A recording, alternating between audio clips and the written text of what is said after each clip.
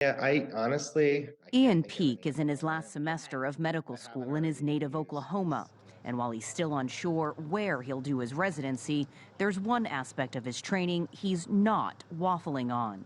As someone who wants to be able to provide comprehensive care to patients, whether I end up being an OB-GYN next month, coming next month, or family medicine, I think abortion care is just a vital part of being a strong healthcare provider, and patients need it. So why would you not learn about it?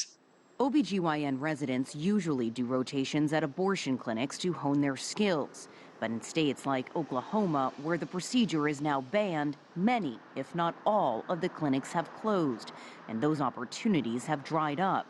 A recent analysis found that nearly 45% of the U.S.'s 6,000 OB-GYN residents are now certain or likely to lack access to in-state abortion training. This is a man-made catastrophe, Pamela basically. Merritt of Medical Students for Choice says even in states where abortion is banned, doctors still need to know how to perform the procedure in emergency situations. And she worries a lack of adequate training could worsen pregnancy outcomes in the U.S., which already has the highest maternal mortality rate in the developed world.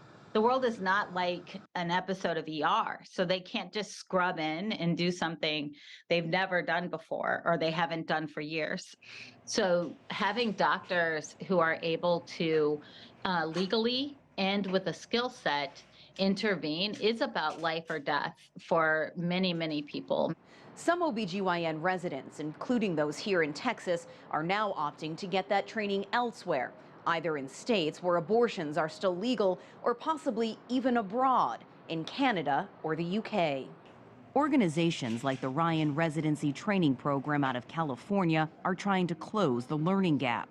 Right now, it has about 60 residents lined up for out-of-state training. I think it's safe to say that not everyone who wants to get trained is going to get trained. The challenges are more the time it takes to negotiate contracts between two institutions, figuring out, if I have a license in Texas, can I go to New York? Can I go to Massachusetts? Anti-abortion advocates say claims that abortion bans will result in less competent doctors are overblown.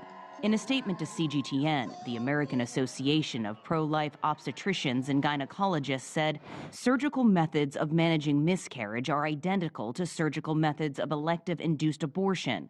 OB-GYN residents training in states with abortion restrictions can still gain competency in these methods by treating miscarriages. But for some OB-GYNs in training, that's simply not enough to feel confident in every situation, or, they say, to provide comprehensive care to women.